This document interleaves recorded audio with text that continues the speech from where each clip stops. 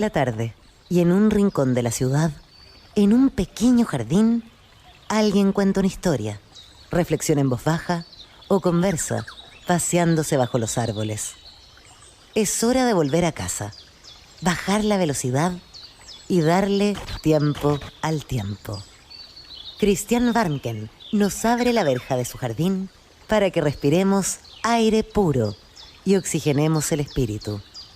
En Pauta, aquí comienza Desde el Jardín. Lo esencial de toda exploración será volver al propio jardín y ver las cosas por primera vez, dijo el poeta T.S. Eliot. Queridos y queridas radiovidentes, muy buenas tardes, bienvenidas y bienvenidos a este jardín. Estoy abriendo la verja de madera de mi jardín y saludo fraternalmente a todos los que nos están escuchando en Antofagasta, en Temuco, en Santiago, Viña del Mar, Valparaíso, los que nos siguen por pauta.cl y también por Spotify. Y vamos caminando hoy día y caminaremos por el jardín conversando sobre un tema extremadamente interesante, que es la vinculación entre la filosofía y la enfermedad, entre la filosofía y la medicina o la sanación. ¿Qué tiene que ver aparentemente una con la otra? La filosofía como terapia. Bueno, de eso vamos a hablar hoy día en el jardín con Diana Aurenque, doctora en filosofía, directora en filosofía de la USACH, Universidad de Santiago, que ha hecho estudios doctorales en bioética, especialista en la obra de Heidegger, y que va a lanzar en estos días, esto es verdaderamente una primicia que estamos haciendo aquí Desde el Jardín, un libro con un título extremadamente sugerente: Animales enfermos, la filosofía como terapéutica. Saludo afectuosamente, Diana, te doy la bienvenida a este jardín. Un gusto de tenerte aquí esta tarde. Muchas gracias, Cristian. Encantada de poder emprender esta caminata con diálogos y gracias por la gentil presentación. Lo primero que te quiero preguntar, Diana, es que me da la impresión es que de alguna manera tu trabajo en filosofía tiene que ver con conectar esa filosofía con otros ámbitos externos a ella misma. Por decir así, no el contenido de la filosofía profesional, entre comillas, si puede hablarse de filosofía profesional. En este caso, la salud, la bioética, pero también te he visto reflexionando sobre temas de actualidad política. El tema de la convención apareció hace poco una entrevista tuya o una nota tuya, en realidad, en EMOL. A ver, ¿cuál es el camino que tú transitas desde la filosofía? ¿Cuál es esa frontera en la que tú te mueves? Sí, bueno, como bien dices tú, yo diría que hay la filosofía, definirla o tratar de hacer algo así, una cosa muy, yo creo, presuntuosa y no me atrevería a hacer tal, pero como yo la entiendo, es que tiene sin duda dos almas, por así decir. Por un lado está esta alma de cultivo del conocimiento, de cultivar las grandes preguntas, la tradición, de este entrelazar las preguntas que históricamente han tenido algún tipo de concanetes, de relación, pero también, y que eso es muy de expertos, ¿no? Es muy de nicho, es muy de la academia, los tres expertos que leemos sobre ciertas cosas de Nietzsche o sobre ciertas cosas de Heidegger.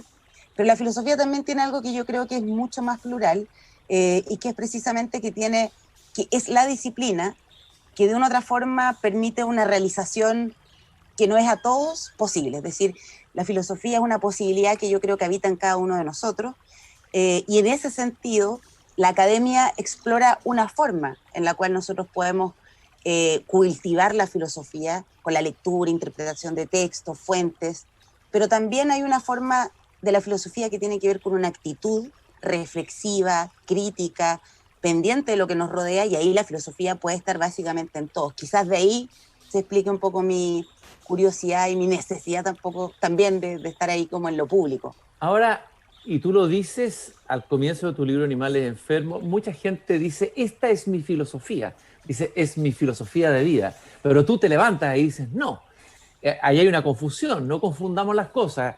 La filosofía de vida casi como mi propio sentido común que yo he ido armando, mi opinión, mi doxa, ¿no es cierto?, sobre las cosas. En cambio, la filosofía es un paso un poquito más allá, aunque sea personal y no profesional, sería bueno tal vez distinguir y hacer ese deslinde inicial.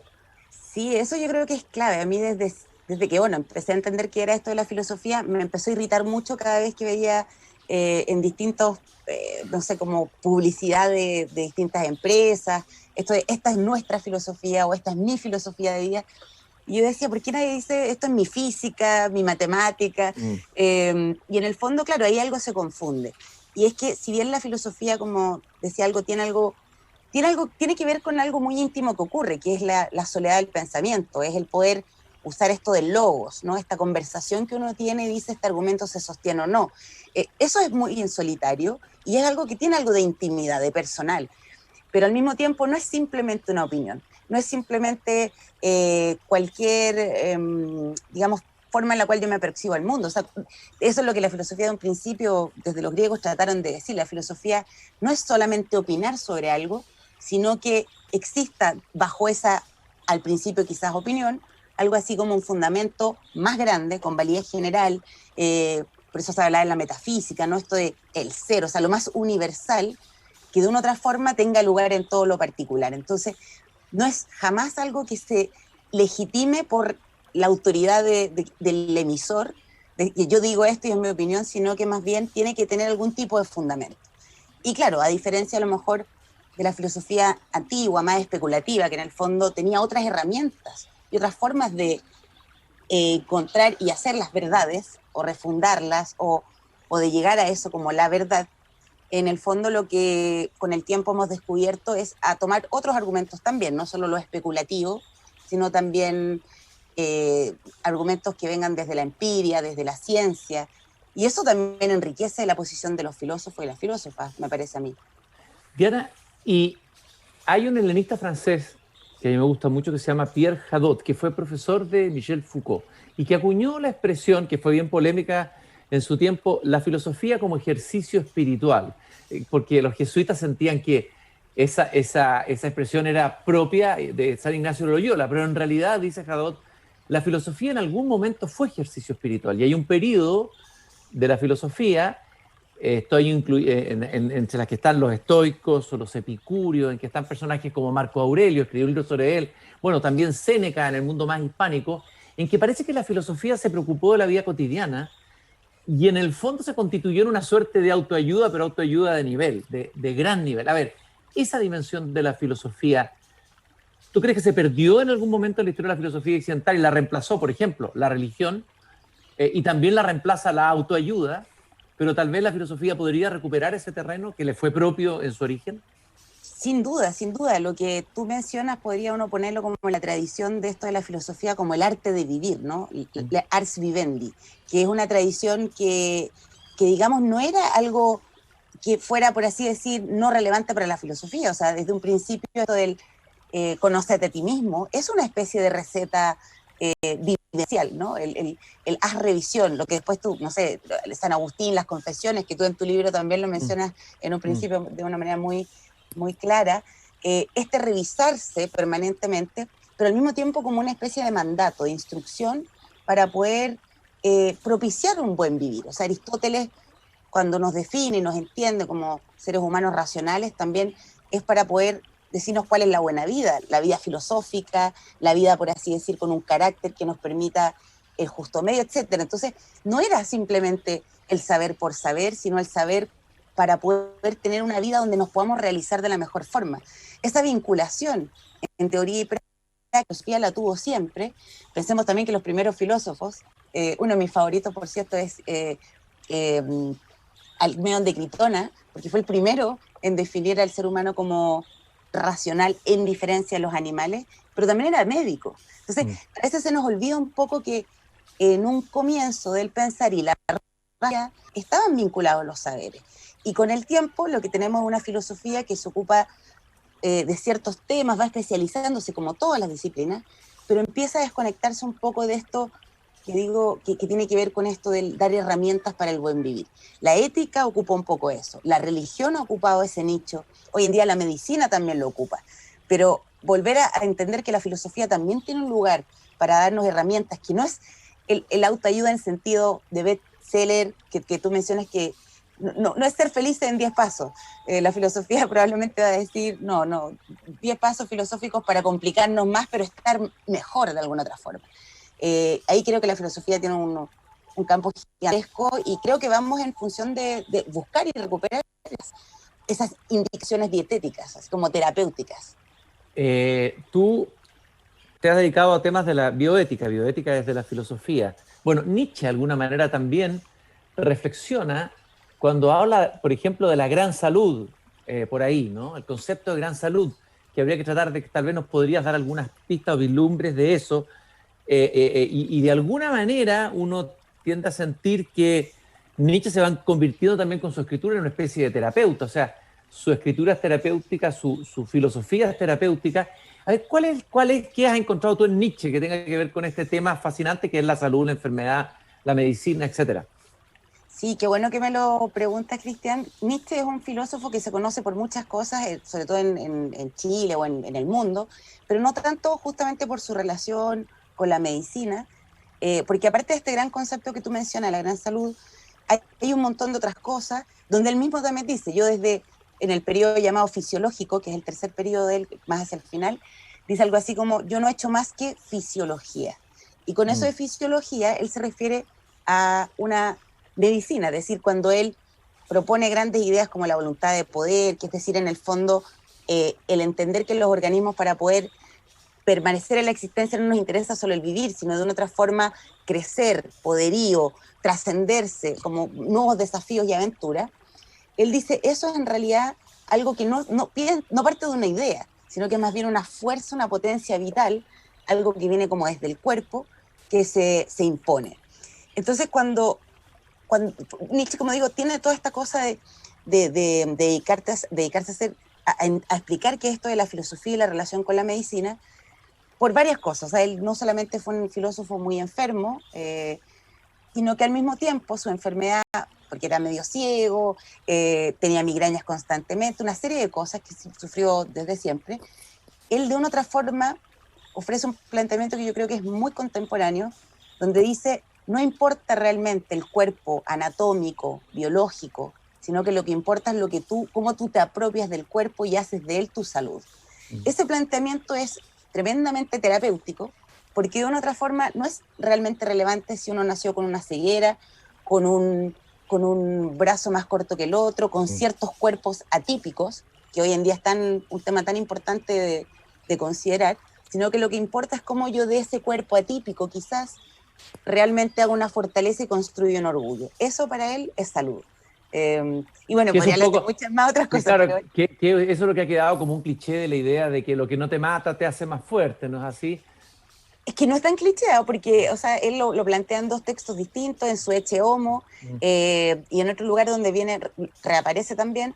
Y es interesante porque lo que está detrás es un concepto biológico, porque él conocía mucho de la ciencia del siglo XIX de su tiempo, y el concepto es de hormesis, ¿no? Este concepto dice que pequeñas dosis de veneno hacen a los organismos más fuertes. Ahora, cuando nosotros hablamos de esto, tendemos a pensar que entonces Nietzsche es un reduccionista o determinista biológico. Y no es así, sino que en el fondo él dice, acá hay fundamentos o supuestos materiales que tienen algo que decir, muy el estilo de Freud, por ejemplo, ¿no?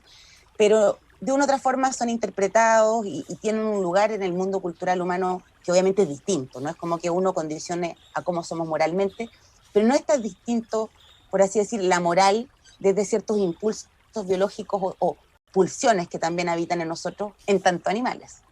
Uno de los temas que está presente en la bioética y que surge en la discusión médica y en la discusión pública es el tema del dolor. El dolor y el sufrimiento. Y sería interesante ver qué encontramos, qué encuentras tú, una o dos perlas o un vislumbre de Nietzsche sobre el dolor que nos permita a nosotros afrontarlo, sobre todo entendiendo que nosotros somos una sociedad, porque por nuestras raíces culturales hemos moralizado el dolor, ¿no es cierto? Lo hemos cargado de moralina, por decirlo así. Claro, Nietzsche, ¿qué nos abre ahí? hay una sola cosa muy clave, Genealogía de la Moral, me parece en el tercer libro, en un momento explica y dice algo así como que no se trata solamente que al ser humano le complique el dolor o el sufrimiento, sino que dice incluso podemos querer el sufrimiento y buscarlo en la medida en que tenga un sentido. Entonces ahí lo que él dice es que lo que no es soportable para nosotros es sufrir sin saber por qué. Por ejemplo, él está pensando en esto de que venimos a la existencia, vamos a morir no sabemos por qué, somos conscientes de esa muerte y parece todo esto una tortura, ¿no? Como esta idea del nihilismo. ¿Para qué hacernos creer que tenemos eternidad si no llegamos? Y él explica bajo esa lógica que justamente la tradición judeocristiana ganó en territorio ofreciéndole terapia al dolor. O sea, la existencia como es finita, nos duele. Él explica y dice en el fondo, el judeocristianismo al ver al ser humano como culpable por su caída, por el pecado, entonces la culpa explica el sufrimiento y la felicidad redentora en un más allá. Entonces, clave del sufrimiento en esta filosofía terapéutica es entender que un sufrimiento sin sentido es lo que realmente nos acaba, y por eso, y eso se ve en la medicina todo el tiempo. Tenemos una dolencia y vamos al médico, y el médico puede buscar en todo nuestro cuerpo lo que pasa adentro, mil cosas, y si no da con una causa, aunque el paciente, el médico haya hecho todo, el paciente se siente muy intranquilo, porque me falta la explicación, ¿por qué este dolor? Diana, y ahí hay un tema interesante, y es que nuestro tiempo, eso lo ha dicho Chulhan y lo han dicho otros pensadores, es un tiempo que de alguna manera rehúye el dolor, lo escamotea, lo esconde, lo mete bajo la alfombra, el dolor y el conflicto. Yo creo que hay algo común en estos dos temas. Hay una fobia del dolor de alguna manera, que está muy arraigada en nuestra sociedad, y en cambio esta otra mirada, cómo aborda el dolor y cómo hace para no esconderlo, para no escamotearlo, para no anestesiarlo, y por qué es tan malo anestesiarlo, esconderlo o disimularlo o invisibilizarlo de alguna manera. Claro, es que ahí también hay pequeñas distinciones, porque efectivamente, no sé, Byung-Chul Han u otros lo que en el fondo dicen es que vivimos en sociedades muy hedonistas, o que somos todos muy egocéntricos, narcisos. Todo eso puede ser correcto, y yo creo que tiene razón ahí Byung-Chul Han, pero la pregunta es si uno debería poder querer el dolor o buscarlo, y si somos también de corrientes más tradicionales, es sensato rehuir al dolor, ¿no? El dolor es una alerta, o sea, por lo menos el dolor físico es una alerta de que algo malo está pasando, entonces no quererlo por lo general es algo bueno, nos ha ayudado a vivir. Sin embargo, además de esta moralización del dolor o de rehuir, yo creo que lo más clave es lo que tú decías en relación a esto, que es el conflicto. El conflicto es algo de lo que se rehuye mucho porque de una otra forma, el conflicto, ¿qué significa? Y que ahí Nietzsche es un defensor de la lucha, del pólemos, muy en el sentido de Heráclito, de esto que en el fondo, en la medida en que dos fuerzas chocan, ese extra de poder es crecimiento para todos. Es decir, cuando uno tiene un enemigo, alguien con el cual discrepas, en el sentido metafórico, por supuesto, con el que uno discrepa con argumentos y con altura, digamos, el que está al frente, uno con su enemigo, crece sin duda, porque tiene que de una u otra forma en esta situación agonal hacerle frente a un opositor que en ese proceso me hace a mí saber más, argumentar mejor, incluso tomar su argumento. Entonces, hay algo del conflicto que le damos poco lugar porque no sabemos tener ese conflicto como un lugar del diálogo, del crecimiento, sino que más bien está esto del callar, del dejar pasar, y eso obviamente resentimiento y otras formas también después de rabias, ¿no? Entonces ahí yo creo que más que como que rehabilitar el dolor, de lo que se debería tratar es rehabilitar el conflicto, rehabilitar el que tengamos desacuerdos, y eso verlo como una ocasión de trascendencia, de mejoría, de alguna manera la sociedad chilena tal vez es una sociedad que le ha tenido miedo al conflicto, instintivamente tal vez porque es un país, algunos dan explicación, frágil en armarse, geográficamente frágil, un país de terremoto, un país que ha necesitado el orden. Está esta vieja idea de Andrés Bello que estaría como en el inconsciente chileno, la pasión por el orden. O sea, el chileno puede llegar hasta un cierto punto en la historia, pero cuando la cosa se desbanda, vuelve a surgir esta pasión por el orden que es muy atávica. ¿Cómo lo ves tú eso en nuestra sociedad hoy? ¿Y cuál sería el cambio, y con alguna herramienta filosófica que pudiéramos llegar al punto que tú señalaste recién? Wow, esa pregunta no es compleja, bueno, todas, pero esta me pone en un aprieto mayor, porque estoy de acuerdo con este análisis del orden. En mi tiempo en Alemania muchos se reían todos y decían, bueno, ¿por qué los chilenos siempre hacen todo su cama? ¿Por qué son todos tan ordenados? Son peor que nosotros, decían, como más ordenados que los alemanes. ¿Ya? Sí, eso me da mucha risa. Pero es verdad que yo diría que lo que observo que en Chile es un espacio terapéutico es el humor. Por ejemplo, Sí. pienso en grandes momentos, o sea que el humor tiene algo de terapéutico, pero en Chile creo que funciona de una manera mucho más también movilizadora. Pienso en grandes comediantes que tuvieron mucho impacto porque sus comedias tenían que ver con denuncias sociales, políticas. Pienso en Natalia Valdebenito, pienso en Jorge Alís, cómo en el fondo a través del humor nos reímos de nosotros mismos, pero eso era un tremendo, en algunos casos el de Alice sobre todo, fue una denuncia y una exposición sobre muchas cosas complejas que estaban pasando, y eso quedó, yo creo, de una otra forma un poco más ahí en el inconsciente colectivo. Ahora, no sé si eso responde a lo que tú decías, que sería como cómo nos llevamos bien con ese conflicto. No sé si a lo mejor incluso desde la risa nos pasaría lo contrario, Claro, agudizar el pero conflicto. la misma falta de, por decirlo así, aceptación o vivencia o del conflicto como algo natural, incluso necesario, como decías tú, de crecimiento, hace que en el conflicto actuemos mal. Es decir, tenemos un adversario pero queremos destruirlo Claro, porque tenemos miedo. claro. No sabemos que el adversario es, al contrario, lo que tú decías recién, nos enriquece y ahí no sabemos conversar, no sabemos dialogar tal vez por lo mismo. Y me gustaría preguntarte sobre la necesidad de conversación y diálogo desde la mirada filosófica hoy. Pensemos que la Convención Constituyente es una conversación.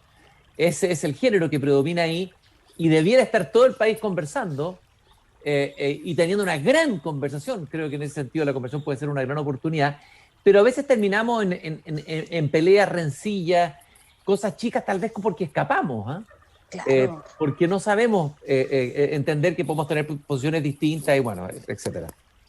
No, claro, yo ahí pienso que, bueno, es tan complicado, me imagino que siempre para la redacción de una constitución que quiere ser participativa, siempre es complejo.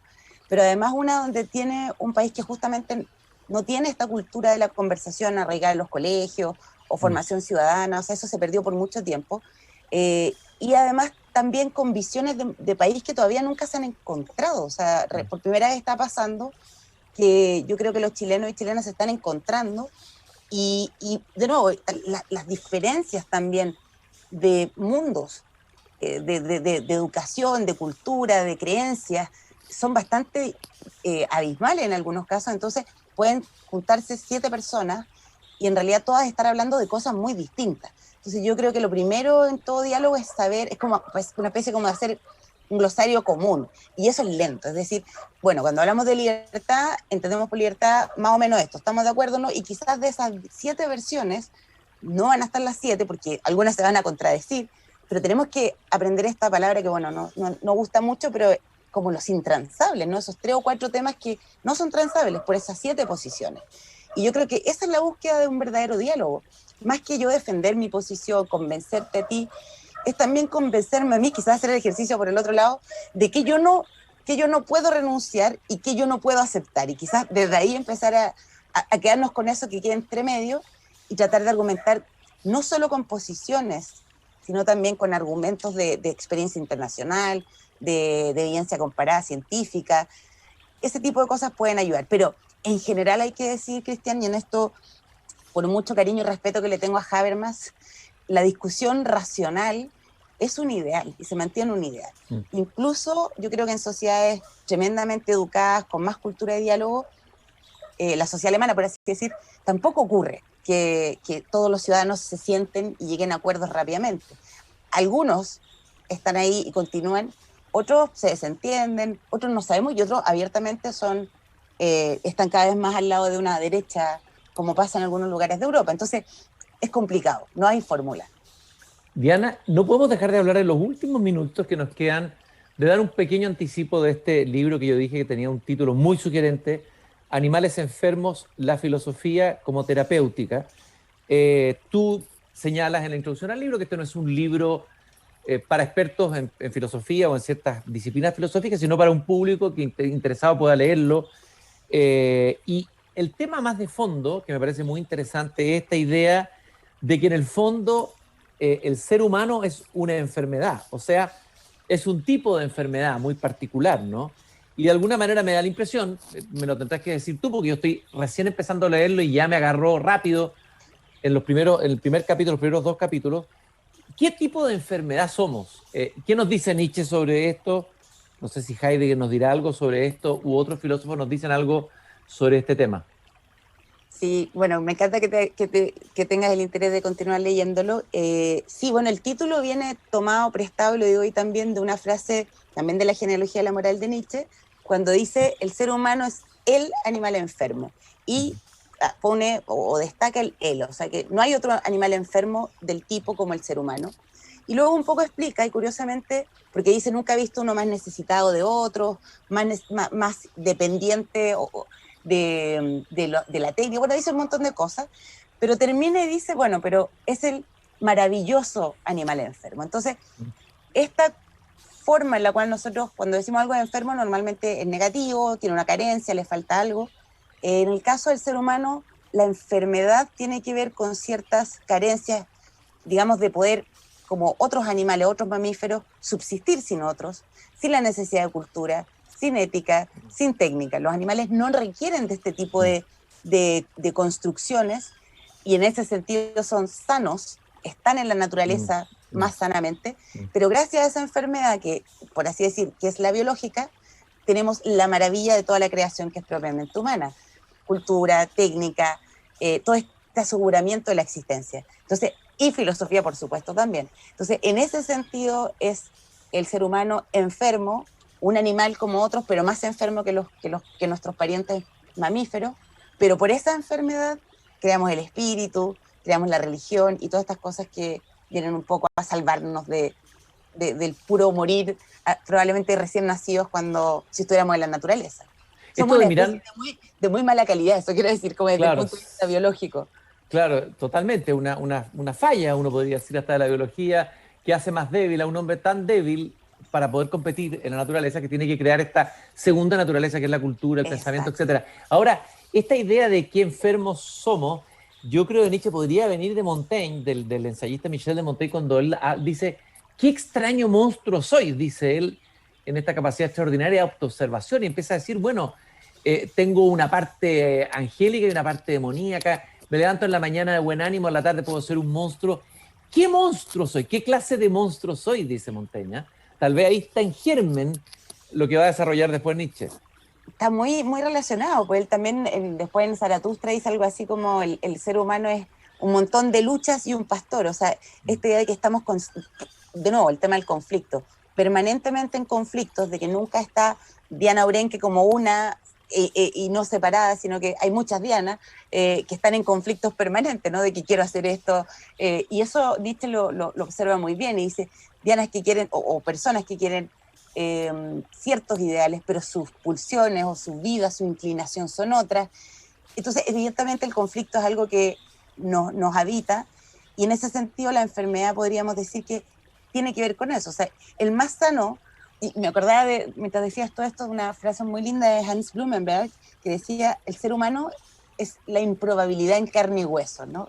Está perfecto, ¿no? Esto como de, más encima andamos bípedos, nos cuesta, o sea, es una cosa muy extraña como mamíferos que Es como decimos. lo de Sartre, el hombre es una pasión imposible, un poco. También, claro. Y bueno, pero producto de toda esta cosa como que desde la óptica biológica parece ser una carencia, nos ha permitido en el fondo poder construir maravillas, pero también nos lleva al otro, a la locura, como pensando en lo que tú decías, el ser humano es el único que puede dejar de existir porque solamente la existencia no le basta, o sea, no tiene que haber ninguna carencia objetiva para no querer la existencia. Entonces, ahí también hay como un rechazo, la libertad de morir, la libertad del suicidio. Todo eso tiene que ver un poco con esta extraña monstruosidad, si te tomo prestada la palabra, que habita en el ser humano, ¿no? Hay algo interesante para ir cerrando, lamentablemente, porque siento que la conversación estuviera recién partiendo, así que te vamos a invitar a partir de marzo, después de las vacaciones, cuando ya esté tu libro en librería y los que nos escuchan puedan leerlo, a profundizar más en este interesantísimo libro. Somos también animales éticos, y animales filosóficos. Y con eso quiero terminar. ¿En qué sentido somos animales filosóficos?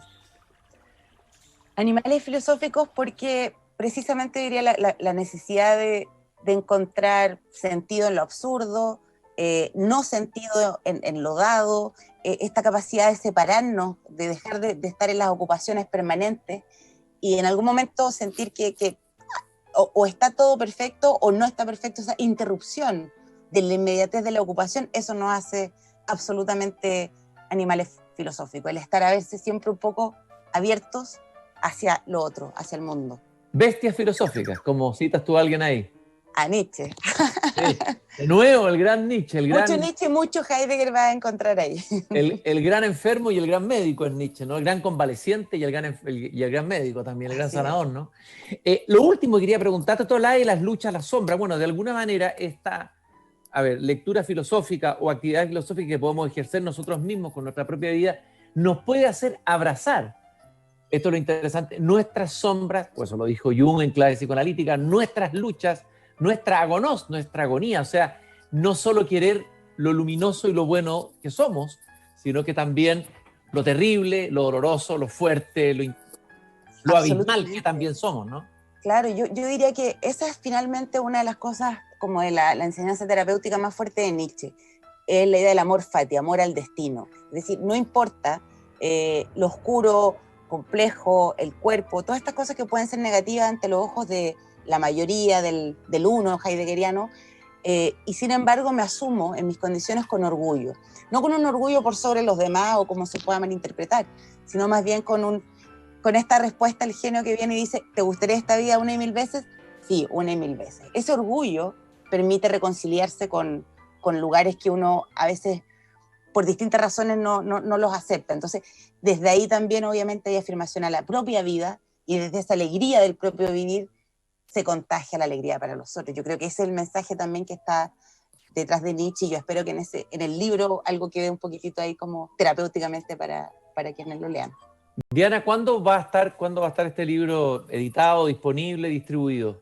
Más tardar marzo 2022. Vamos a hacer un lindo lanzamiento del cual ya te voy a contar y les vamos a contar a todos. Excelente, y vamos a estar muy atentos. Yo tengo la tarea de leérmelo, aunque sea en formato no físico el libro, pero un libro fascinante, la temática que plantea. Entre otras cosas, tú dices también que me interesó mucho eso que dices, que en realidad nuestra sociedad, el rollo que tiene, el problema con el dolor es que somos una sociedad narcisista, tú lo dijiste, y como hay más ego, y todo está basado o parado sobre el individuo hoy día, fundado en el individuo, hay más dolor justamente por eso. Por eso lo enseñaron también los orientales, ¿no? Claro, mientras yo estoy permanentemente al centro, evidentemente todo me duele de una manera, o sea, porque está toda la conciencia ahí, ¿no? Schopenhauer una vez dijo algo así como que la forma de, o sea, a mayor grado de conciencia, mayor dolor, y eso también lo vemos en distintas especies. Mientras más yo tengo un dolor punzante y además de tenerlo, lo pienso, lo habito como con toda mi atención, evidentemente el dolor se siente más fuerte. Yo creo que por eso mirar hacia otro lugar ayuda un poco a salirse del uno y o salirse de uno y olvidarse también de que en realidad uno no es un mundo, no es el mundo, es una parte y el mundo es mucho más grande y las cosas son mucho más interesantes y las placenteras están más afuera que adentro, yo diría. Bueno, somos una caña pensante, como decía Pascal, ¿no? Que la puede aplastar un viento, pero sin embargo sabe que va a morir y piensa. Y yo creo que algo de eso ha quedado en esta interesantísima y muy grata para mí conversación, Diana, que hemos tenido esta tarde en el Jardín. Diana Urenque, doctora en filosofía, directora del Departamento de Filosofía de la Universidad de Santiago y autora del libro Animales enfermos, la filosofía como terapéutica. Muchas gracias por haber caminado peripatéticamente esta tarde conmigo en el Jardín, Diana. Muchas gracias a ti, Cristian. Muy contenta, agradecida. Yo también muy contento y enriquecido de esta conversación. Saludo a todos mis queridos y queridas radiovidentes. Mañana nuevamente abrimos la verja de este jardín. Y no se olviden de la frase que siempre les digo de Voltaire, del final del Cándido: hay que cultivar el propio jardín. Todo esto que hemos hablado tiene que ver mucho con eso. Hasta mañana. Es hora de cerrar la verja de madera del jardín. Pero Christian Warnken la volverá a abrir todos los días de lunes a viernes a las 20 horas en Radio Pauta, cuando comience de nuevo Desde el Jardín.